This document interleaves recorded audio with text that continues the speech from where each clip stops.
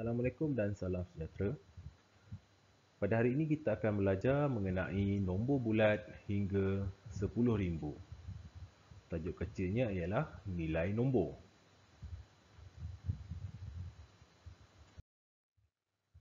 Isi pelajaran pada hari ini adalah yang pertama, kita akan belajar menamakan nombor hingga 10,000. Yang pertama, kita akan belajar membaca sebarang nombor yang diberi dalam perkataan. Yang kedua, kita menyebut sebarang nombor yang diberi dalam bentuk angka.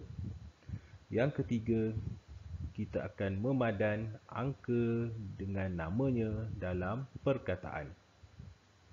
Seterusnya, kita juga akan belajar menentukan nilai nombor hingga 10,000.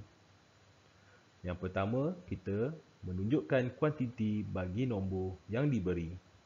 Yang kedua, memadankan kumpulan objek dengan nombor. Yang ketiga, membanding nilai dua nombor. Dan yang terakhir, menyusun kumpulan objek mengikut tertib menaik dan tertib menurun. Baiklah, sekarang mari kita belajar mengenai nilai nombor. Yang pertama, cikgu ingin memperkenalkan kepada murid-murid dalam tajuk ini kita mempunyai 4 digit. Baiklah, digit yang pertama iaitu SAR. Okey, nilai tempat yang kedua adalah puluh. Nilai tempat yang ketiga adalah ratus. Dan nilai tempat yang keempat adalah ribu. Baiklah murid-murid, pada paparan ini cikgu akan mengajar bagaimana kita untuk menyebut nombor yang dipaparkan. Baiklah, sekarang mari kita belajar bersama-sama macam mana kita hendak menyebut nombor yang dipaparkan dengan mudah. Murid-murid lihat pada anak panah yang cikgu telah sediakan. Yang pertama, kita menyebut 5,000. Yang kedua, 200. Yang ketiga, 60. Yang keempat, 3. Murid-murid kena ingat, SAR tidak perlu disebut. Maka, nombor yang dipaparkan adalah 5,263. Mudah bukan? Baiklah murid-murid, sekarang kita lihat pada nombor ini. Mari kita menyebut nombor ini bersama-sama. 6,100. Ingat, bukan kita menyebut 100. Kita kena menyebut ianya sebagai 100. 50. Dan pada nombor sifar, ia tidak perlu disebut sebab dia mempunyai nombor sifar. Okey. So, ini menunjukkan adalah nombor 50. Maka, nombor yang dipaparkan adalah 6,150.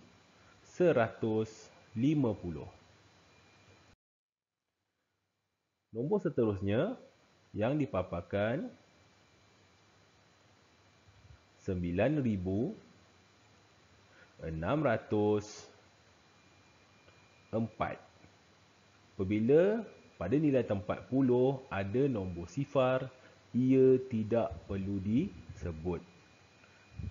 Maka nombor yang dipaparkan adalah 9,604. Sekarang kita akan belajar membaca dan menyebut nombor. Baiklah, nombor yang dipaparkan adalah 1,390. Seterusnya, 5,217. Baiklah, pada paparan ini kita juga akan belajar membaca dan menyebut nombor. Nombor yang dipaparkan adalah 7,892. Seterusnya 3,030. Ingat ya murid-murid, cikgu telah ajar bagaimana untuk kita menyebut nombor dengan betul. Seterusnya, kita akan belajar memadan angka dan perkataan. Angka itu ialah nombor.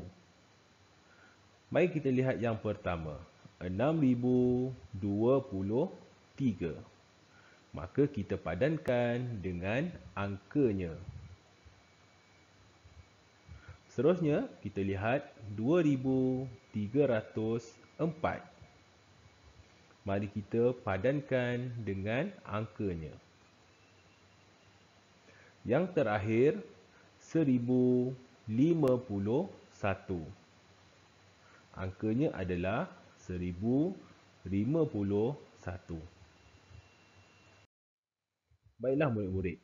Sekarang kita akan belajar untuk menunjukkan kuantiti bagi nombor. Pada paparan ini terdapat beberapa dekak yang ada, iaitu sah, puluh, ratus dan ribu. Murid-murid kena kenal pasti bilangan yang ada pada setiap dekak. Baiklah, pada dekak yang pertama iaitu sah, kita mempunyai kuantiti 1. Pada nilai tempat puluh, kita mempunyai 2. Dan pada nilai tempat ratus, kita mempunyai 5. Dan yang terakhir, pada nilai tempat ribu, kita mempunyai 3. Maka, nombor yang akan mewakili kuantiti yang ditunjukkan adalah 3,521.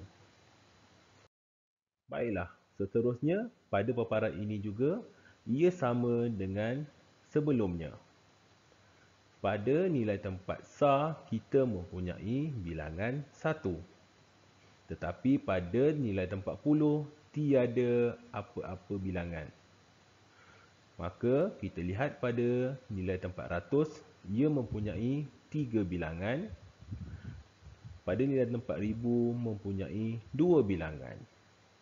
Maka nombor yang akan mewakili kuantiti yang ditunjukkan adalah 2,301.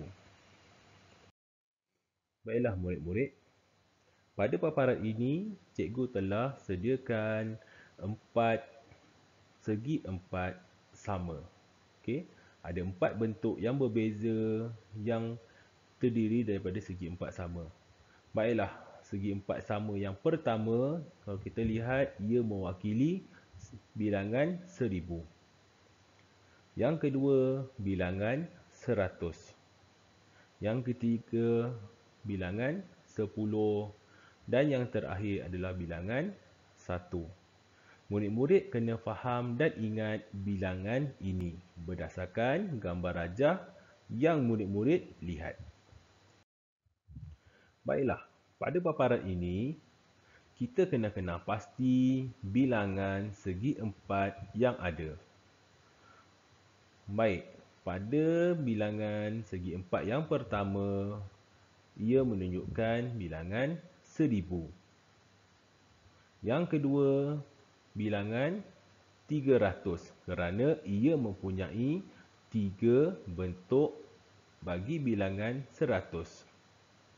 Yang kedua, bilangannya adalah 20. Yang terakhir mempunyai bilangan 5. Maka, nombor yang mewakili kuantiti yang ditunjukkan adalah 1,325. Baiklah, paparan ini menunjukkan beberapa segi 4 sama.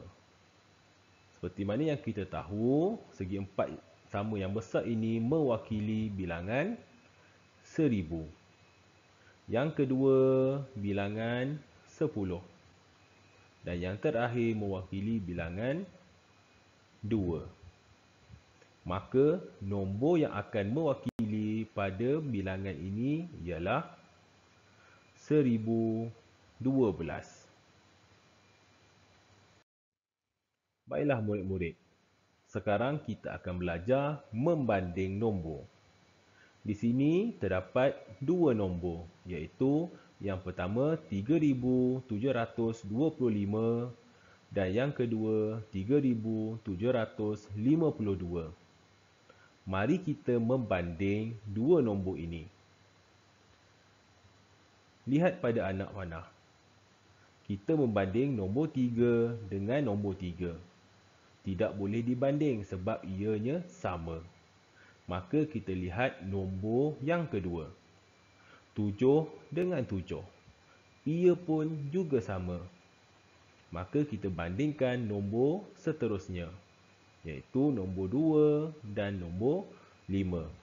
Di sini kita dapati bahawa nombor 2 lebih kecil daripada nombor 5. Maka, daripada pembandingan ini, kita dapat kenal pasti bahawa 3725 lebih kecil daripada 3752. Baiklah, mari kita membanding nombor seterusnya. Pada paparan ini, kita akan membanding 1229 dengan 1221. Mari kita banding satu persatu. 1 dengan 1 sama. Maka kita bandingkan nombor seterusnya. 2 dengan 2 turut sama. Yang ketiga, 2 dan 2 juga sama.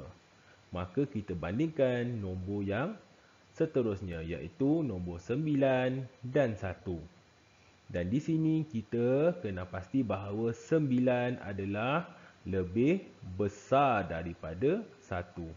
Maka kita boleh simpulkan bahawa 1229 lebih besar daripada 1221. Baiklah murid-murid. Sekarang kita akan belajar menyusun dalam tertib menaik dan menurun. Murid-murid kena ingat, tertib menaik adalah nombor yang paling kecil kepada nombor paling besar. Begitu juga sebaliknya. Tertib menurun, nombor yang besar mesti ke nombor yang paling kecil. Murid-murid boleh lihat pada paparan yang cikgu telah sediakan. Baiklah murid-murid, pada paparan ini cikgu telah menyediakan 4 nombor untuk kita susun dalam tertib menurun. Di sini kita kena kenal pasti dahulu yang mana satu nombor yang paling besar. Sebab bila dalam tertib menurun, nombor yang besar ke nombor yang paling kecil. Baiklah, pada nombor ini kita telah kenal pasti bahawa nombor yang paling besar adalah 2250.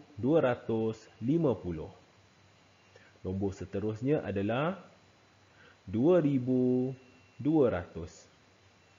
Yang ketiga, 2150 dan yang keempat adalah 2100. Harap murid-murid dapat kenal pasti bagaimana nombor-nombor dalam tertib menurun. Baiklah murid-murid, sekarang kita akan menyusun nombor-nombor ini dalam tertib menaik. Seperti mana cikgu telah terangkan, tertib menaik nombor yang kecil kepada nombor besar. Pada nombor-nombor ini, nombor yang paling kecil adalah nombor 3048. Yang kedua, 3050. Yang ketiga, 3052. Dan yang terakhir adalah 3054. maka tertib menaik kita telah lengkap. Ingat, tertib menaik nombor yang paling kecil hingga ke nombor yang paling besar. Baiklah murid-murid, sekian sahaja sesi pelajaran kita pada hari ini. Cikgu harap murid-murid dapat kuasai apa yang cikgu ajar pada hari ini. Semoga kita berjumpa lagi di lain siaran. Terima kasih. Assalamualaikum dan salam sejahtera. Bye-bye.